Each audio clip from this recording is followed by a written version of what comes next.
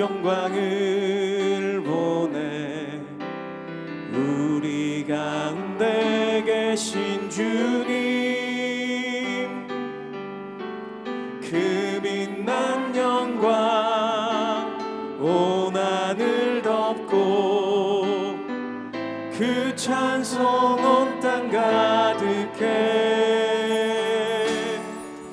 내 눈 주의 영광을 보내 찬송 가운데 서신 주님,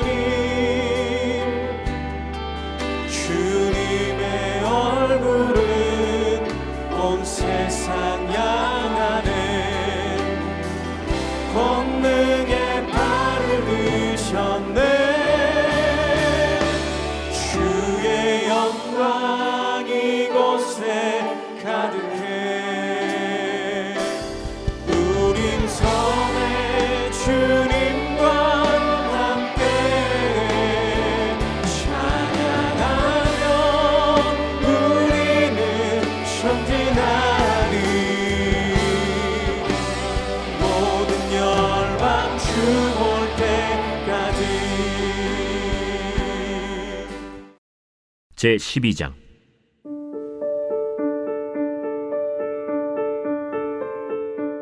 여호와께서 나단을 다윗에게 보내시니 그가 다윗에게 가서 그에게 이르되, 한 성읍에 두 사람이 있는데 한 사람은 부하고 한 사람은 가난하니 그 부한 사람은 양과 소가 심히 많으나 가난한 사람은 아무것도 없고 자기가 사서 기르는 작은 암양 새끼 한 마리뿐이라.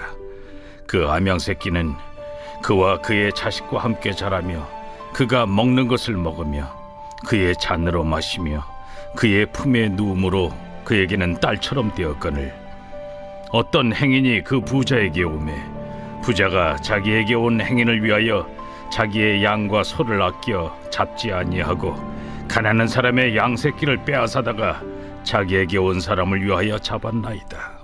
다윗이 그 사람으로 말미암아 노하여 나단에게 이르되, 여호와의 살아계심을 두고 맹세하노니 이 일을 행한 그 사람은 마땅히 죽을 자라. 그가 불쌍히 여기지 아니하고 이런 일을 행하였으니 그 양새끼를 4배나 갚아주어야 하리라. 나단이 다윗에게 이르되, 당신이 그 사람이라. 이스라엘의 하나님 여호와께서 이와 같이 이르시기를, 내가 너를 이스라엘 왕으로 기름 붓기 위하여 너를 사울의 손에서 구원하고 내 주인의 집을 네게 주고 내 주인의 아내들을 네 품에 두고 이스라엘과 유다 족속을 네게 맡겼느니라. 만일 그것이 부족하였을 것 같으면 내가 네게 이것저것을 더 주었으리라.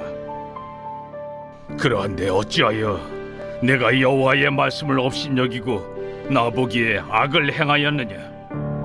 내가 칼로 햇사람 우리아를 치되 암몬 자손의 칼로 죽이고 그의 아내를 빼앗아 내 아내로 삼았도다. 이제 내가 나를 업신여기고 햇사람 우리아의 아내를 빼앗아 내 아내로 삼았은즉 칼이 내 집에서 영원토록 떠나지 아니하리라 하셨고, 여호와께서 또 이와 같이 이르시기를, 보라, 내가 너와 네 집에 재앙을 일으키고 내가 내 눈앞에서 네 아내를 빼앗아 네 이웃들에게 주리니 그 사람들이 네 아내들과 더불어 백주에 동침하리라. 너는 은밀히 행하였으나 나는 온 이스라엘 앞에서 백주의 일을 행하리라 하셨나이다. 내가 여호와께 죄를 범하였노라. 여호와께서도 당신의 죄를 사하셨나니 당신이 죽지 아니하려니와 이 일로 말미암아 여호와의 원수가 크게 비방할 거리를 얻게 하였으니 당신이 낳은 아이가 반드시 죽으리이다 하고, 오늘도 은혜의 자리에 나오신 한 분 한 분 진심으로 환영하고 축복합니다. 말씀을 가까이 함이 우리에게 복인 줄 믿습니다. 이 시간 성령께서 우리와 함께 하사 말씀을 깨닫게 하시는 은혜가 있기를 소망합니다. 오늘 말씀은 다윗의 인생 속에서 치명적인 죄를 지은 이야기가 나옵니다. 다윗은 골리앗을 잡은 자로 한순간에 이스라엘의 우울한 분위기를 반전시켰던 국가의 영웅이었습니다. 자신을 죽이려 하는 사울에게 복수할 기회가 있음에도 불구하고 다윗은 사울을 섬기며 기름 부은 자의 대우를 해주었습니다. 이뿐만이 아니라 다윗은 늘 하나님께 물으며 하나님이 원하시는 뜻에 합한 모습을 보여줬던 탁월한 리더였습니다. 그러나 성경은 그가 잘못한 것을 기록하고 있다라는 것입니다. 그 내용이 무엇이죠? 앞선 11장에서 다윗은 자신의 충신이었던 우리아의 아내 밧세바를 범하고 우리아를 전쟁의 한복판에 내보내어 죽게 합니다. 그리고 밧세바를 자기의 아내로 삼습니다. 사람의 눈을 피해 죄를 죄로 덮어버린 패역한 짓이 비록 숨겨진 것 같았지만 사람의 심장과 생각까지 꿰뚫어 보시는 하나님은 다윗의 범죄와 과정을 모두 다 지켜보고 계셨습니다. 그리고 다윗의 모습을 악한 것이라고 평가했습니다. 우리 사무엘하 11장 27절 같이 한번 읽겠습니다. 그 장례를 마침에 다윗이 사람을 보내 그를 왕궁으로 데려오니 그가 그의 아내가 되어 그에게 아들을 낳으리라. 다윗이 행한 그 일이 여호와 보시기에 악하였더라. 여호와 보시기에 악하였다는 것입니다. 그리고 오늘 본문으로 와서 하나님은 나단이라는 선지자를 불러 다윗에게 보냅니다. 대략 1년이 지난 시점입니다. 가사 전한 내용은 이렇습니다. 한 성읍에 두 사람이 있는데 한 사람은 부자고 한 사람은 가난합니다. 부자는 양과 소가 심이 많았고 가난한 자는 작은 암양 새끼 한 마리뿐이었습니다. 그런데 어느 날 부자에게 어떤 나그네가 찾아옵니다. 그런데 부자는 자기의 양과 소를 아껴 잡지 않고 가난한 사람의 양의 새끼를 빼앗아 자기에게 찾아온 그 나그네를 대접했다라는 것입니다. 다윗은 이 말을 듣고 몹시 노하며 이 일을 행한 자를 마땅히 죽을 자라 이야기합니다. 자신이 부함에도 불구하고 가난한 자에게 강압적으로 재산을 빼앗는 일은 신정 국가에서 있을 수 없기 때문입니다. 그러나 다윗의 이와 같은 과도한 분노는 그 이상의 의미가 있습니다. 다윗은 불의한 일에 대해 분노를 터뜨림으로써 자신은 그러한 짓을 행하지 않을 것이라는 사실을 과시합니다. 그러면서 하나님의 선지자 앞에서 몹시 의로운 사람으로 내세우고 있는 것입니다. 사실 나단의 비유에 등장하는 부자보다 훨씬 더 악랄한 범죄를 범한 것이 다윗입니다. 부하의 아내와 간음하며 충신인 부하를 살인한 죄를 거듭 지었습니다. 이로 인해 영적으로 매우 무감각해졌고 나단의 비유를 통해 다윗은 자신의 모습을 볼 수 없었던 것입니다. 나단은 자신의 이야기를 듣고 몹시 노한 다윗을 향해 일침을 가합니다. 사무엘하 12장 7절 상반절을 보도록 하겠습니다. 나단이 다윗에게 이르되 당신이 그 사람이라. 당신이 그 사람입니다. 바로 당신이 그 사람입니다. 다윗이 흥분하여 노했던 이야기 속의 부자는 바로 자기 자신이었습니다. 사실 7절, 8절을 보면 하나님께서 다윗에게 놀라운 은혜를 베푸셨습니다. 양을 치던 소년을 하나님께서 세워 이스라엘의 왕이 되게 하셨고 사울의 손에서 구원하였으며 부족한 것이 없이 충만한 은혜를 다윗에게 부어주셨습니다. 그럼에도 불구하고 다윗은 이러한 하나님의 은혜를 저버리고 범죄했습니다. 하나님은 지금 나단을 통해 이 사실을 상기시켜 주고 있다는 것입니다. 사랑하는 성도 여러분, 우리에게도 나단과 같은 존재가 있습니까?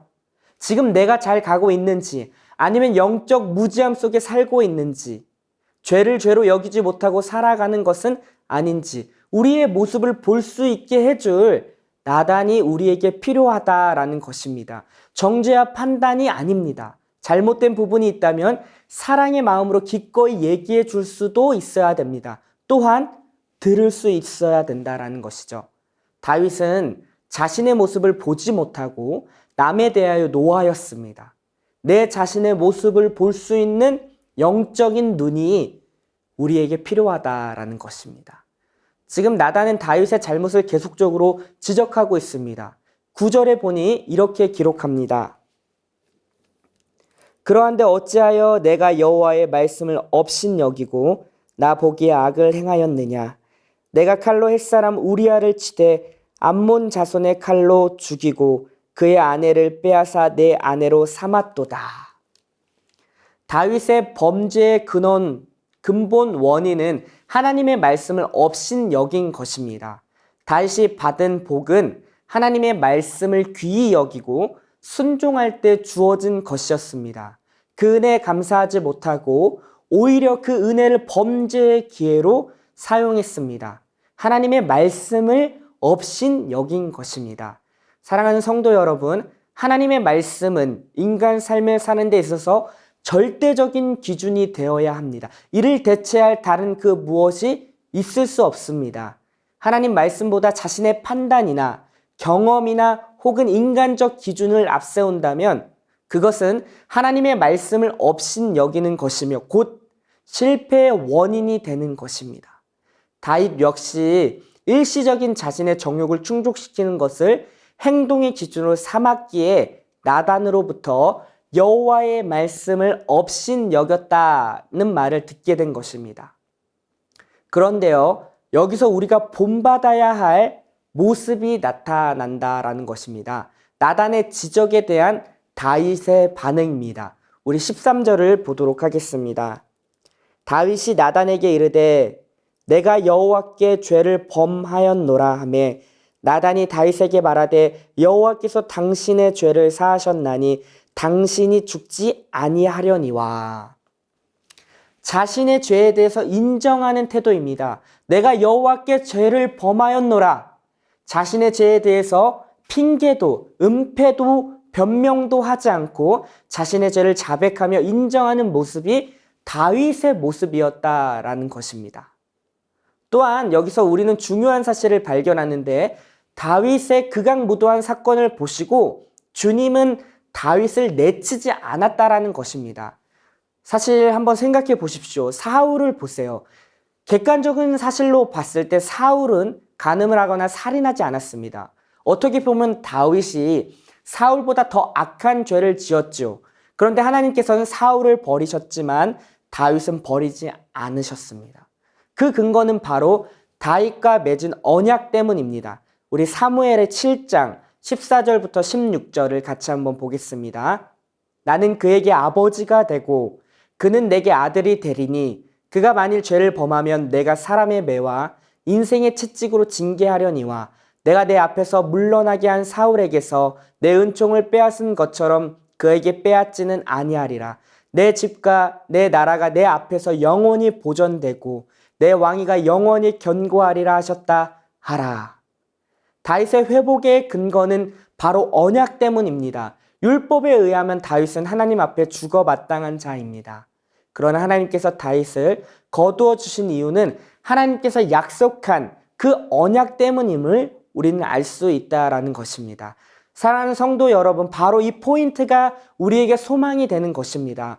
매번 반복되는 것 같은 죄와 실패들이 우리에게 있음에도 불구하고 하나님께서 우리를 다시금 세워주시는 이유는, 받아주시는 이유는 하나님께서 우리를 언약 백성 삼였기 때문입니다. 하나님은 우리의 아버지가 되시고 우리는 그분의 자녀가 되는 관계로 우리를 불러주셨습니다. 우리가 잘못된 방향으로 갈 때 주님은 우리에게 바른 길을 이야기해 줄 것입니다.